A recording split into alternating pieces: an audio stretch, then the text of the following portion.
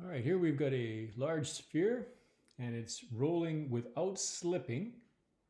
So in other words, the tabletop and the ramp are gripping the sphere, causing it to rotate, right? The friction's actually creating a torque and causing that little ball to rotate. And ultimately, they're asking you questions about, how fast is the ball as it leaves the ramp, etc. Now, if we were solving this normally, we would just use conservation of energy. We would say that its initial kinetic energy gets converted into potential and a final kinetic energy. You could use that to figure out your speed. So this is the same idea, but now we've got two types of energy before. We've got this translational kinetic energy as it's moving left to right, and this rotational kinetic energy. So when they ask you question A, they're leading you through it. What is the total kinetic energy of the sphere? So they're actually giving you a hint as to how to proceed with this question. Now, total kinetic energy always consists of translational and rotational.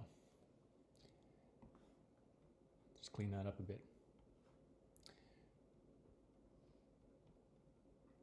Like that. Now my translational is straightforward, 1/2 mv squared. I have everything I need there. I've got the mass is 25 kilograms, the velocity is 10 meters per second. I can figure all that out.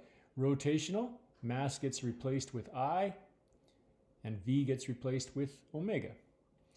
They give you I, you can easily calculate it, 2mr squared over 5. But what about omega?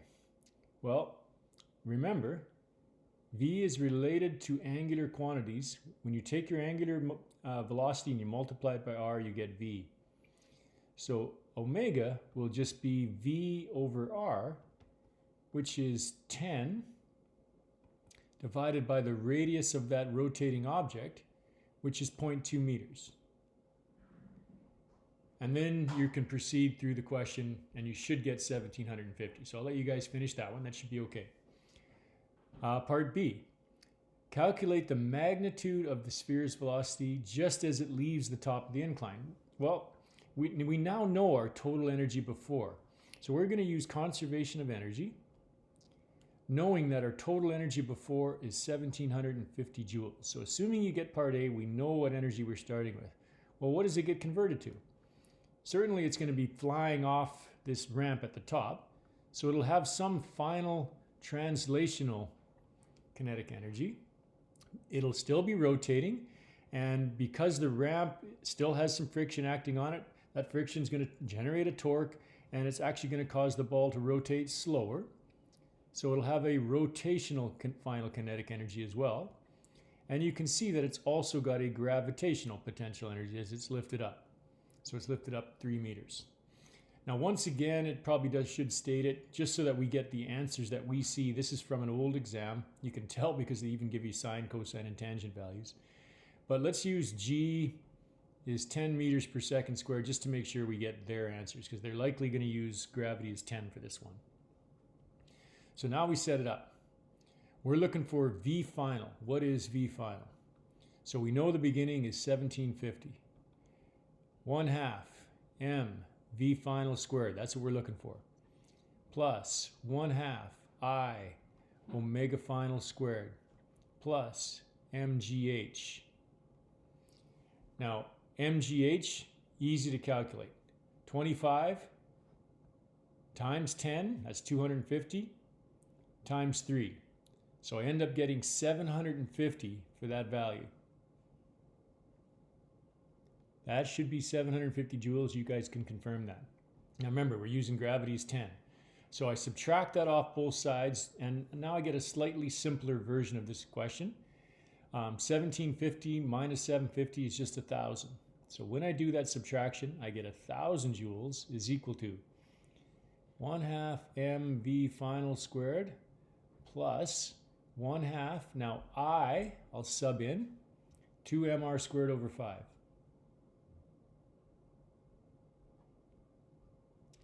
And omega, just like we did in the previous one, is V over R, but we have to square it.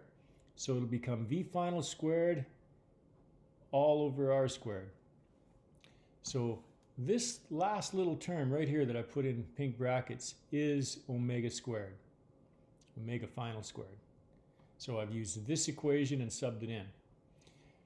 Now let's simplify as much as we can. So if I look at that last expression there, I see I've got a r squared on the bottom and an r squared on the top. Those cancel. I've got a 2 on the bottom and a 2 on the top. Might as well cancel those. So it ends up looking like this if you do all of your algebra properly. 1/2 mv final squared is the first term plus, now the halves or the 2's cancel. I end up with 1/5 m v final squared.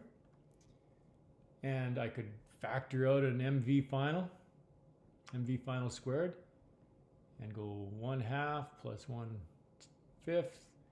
And basically, I'm solving it for v final. And when you do that, hopefully you get that 7.56 answer that they're suggesting is correct. Now, specify the direction of the sphere's velocity as it leaves the top of the incline. Well, it's going to be moving at that angle, 25 degrees. So the direction, right as it leaves, with 7.56 meters per second of v final, that angle is going to be 25 degrees, and that would be 25 degrees above the horizontal. Okay, so now the rest of this question is just kinematics. So neglecting air resistance, so that's our kinematics stuff. So we're just going to do a projectile. So it wants to know what's the horizontal distance where this ball will land from where it leaves. So even though it's a ramp, let's just imagine this is a scenario.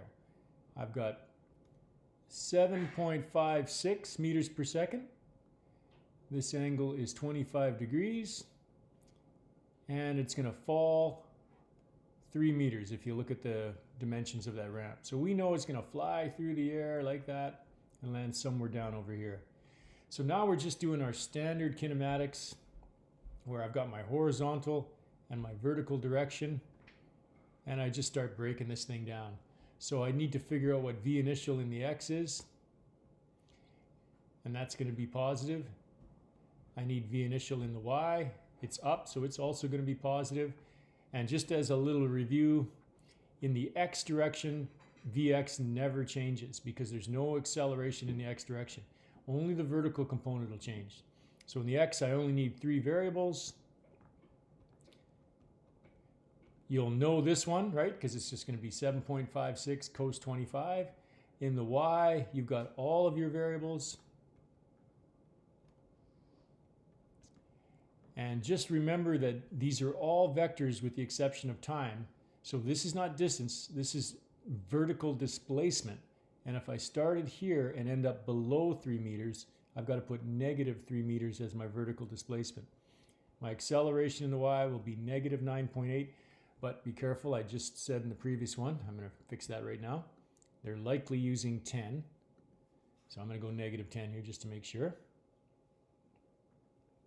V final is unknown, and V initial in the y we can easily figure out. It'll be sine, so it'll be positive because it's up. 7.56 sine 25. Now this is a type 3 projectile. So if you kind of cut to the chase and try and figure out time initially without using V final, you're going to get the quadratic equation. It's totally doable, but takes a little bit of effort. What I recommend is solve for V final in the y first using this equation. So assuming we don't know time, which we don't, solve for V final in the y. Stay within that column. Just remember that the last step is to take a square root. And when you take a square root, your answer is always plus or minus. And if you look at your final velocity in the y, it's going to be down. So you're going to have to pick the negative value of this. So V final in the y, you can use this equation. V final squared is V initial squared plus 2AD. But you're going to pick the negative one. And then it's quite simple to get time. V final is V initial plus AT. We'll get the time fairly easily. Now conceptually, the last one. Suppose now that the sphere were to roll up the incline as stated before, but the incline is frictionless. And they want to know what happens to the speed at the top of the incline. So remember, this is what we had before. My total energy before consisted of kinetic translational and kinetic rotational. That part doesn't change because they didn't say anything about the ground, just the incline will be frictionless. And that's going to get transformed into kinetic energy translational final plus my final rotational translational kinetic energy plus potential. Now that's going to be the same, right? Still mg times 3. We're trying to figure out what happens to our translational kinetic energy if there's no longer any slipping.